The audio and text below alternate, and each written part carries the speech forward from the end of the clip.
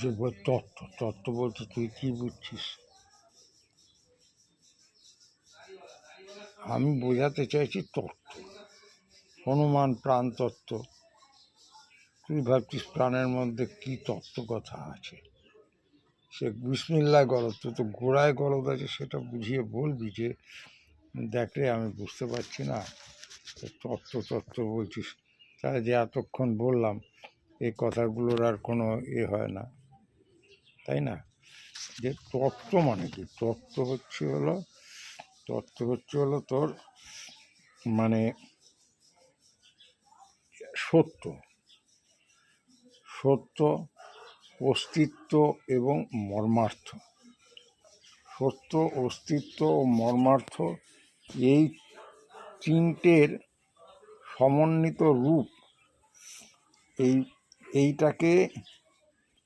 এইটাকে কনসিডার করে তত্ত্ব কথাটা বলা হয়। তত্ত্বের ফান্ডামেন্টাল মিনিং হচ্ছে সে তার সারবস্তু। একটা বস্তু সারভূত সত্তা, যা বাস্তবতা, সত্য ও তার মর্মগত কাজ একই ব্যাপার। তাহলে বোঝা গেল তত্ত্বটা কি।